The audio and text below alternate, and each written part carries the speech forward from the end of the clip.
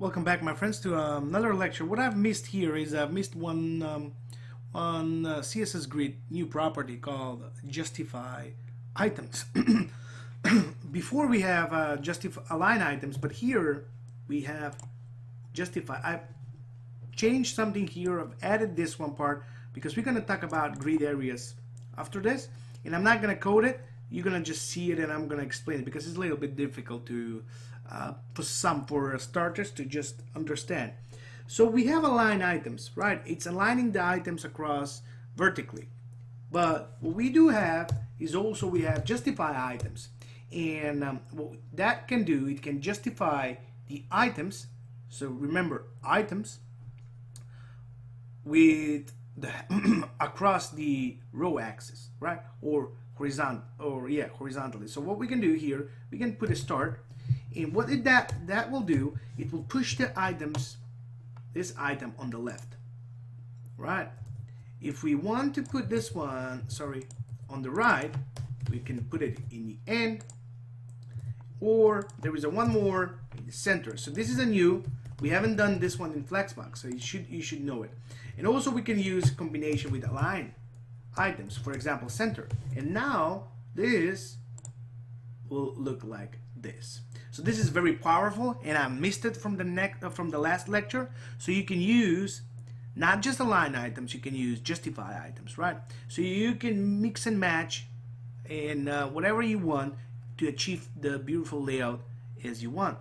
Another thing that I'm gonna do, I'm just gonna do something here. I'm just gonna comment this part, and we're gonna talk about grid areas because we missed that one.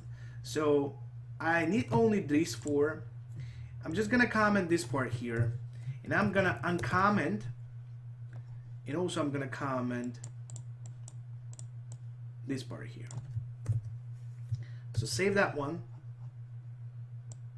uncomment this part, and I'm gonna explain it in a minute. So what I've done, I'm just gonna refresh, and this is what will happen because we do have justify here, and we do have the justify and align self here. So now it will be like this. So what we have done, we have named lines. I'm just gonna comment this, and I'm gonna push down to the left side. So grid template columns. What we have is I create 1, 2, 3 columns, and I say here it is 1, 2, 3. There is no gap between them. So I said one fractional unit each of them, and I name it grid start. That's the one column. Content start from here, and a content end here, and I have grid end here. So I have 3. Also, what I have grid template rows, I have 1, 2, 3 as well. So I have header start and header end till here. That will be the first row.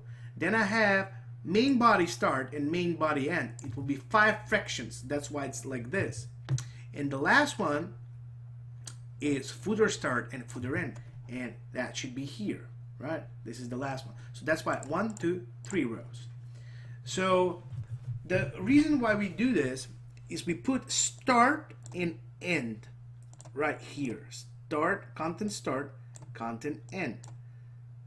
Main body start, main body end. So we can use this to combine it and create. So if I want to now the header to span from 1 to -1, actually, from grid start to grid end, if I save it, the number 1 will span it like this. So I will have different layout. Now, I just want the last one, item number 4, to start from content end and to finish at the grid end.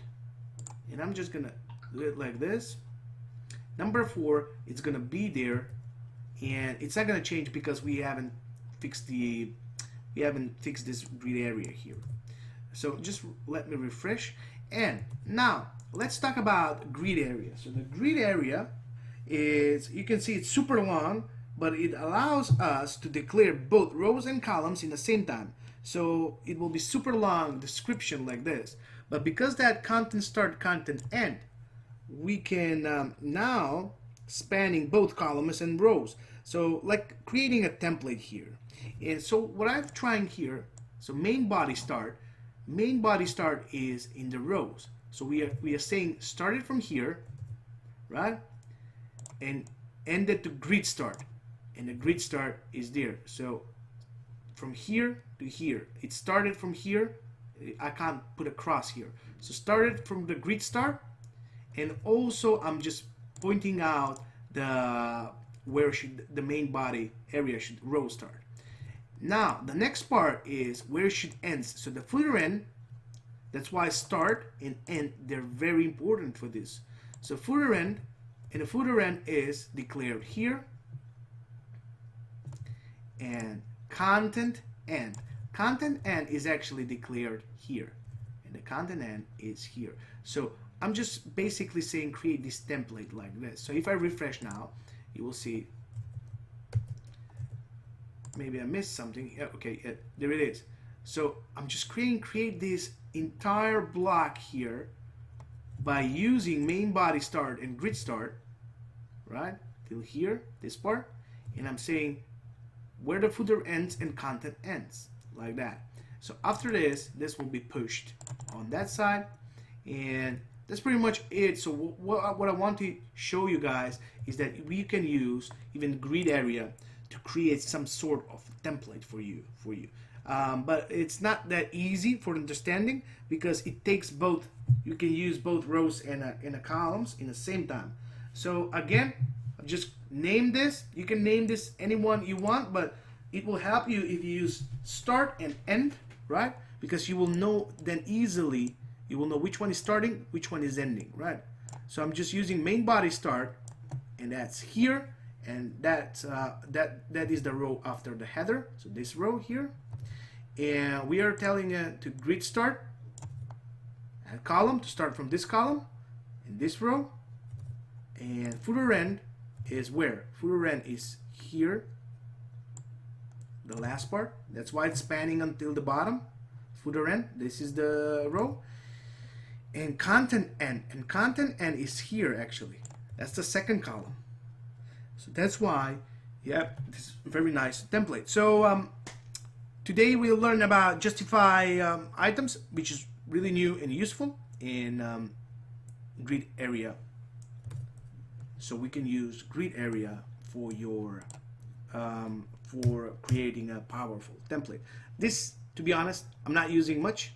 I'm using naming line. I name the lines, and I use my combination here just like this. I don't use grid area because it takes time to think about it, to make to make a template, to visualize it first in your head, and then to put it in the practice. So that's pretty much it. See you in the next lecture. I hope you enjoyed this one, and see you soon. Bye.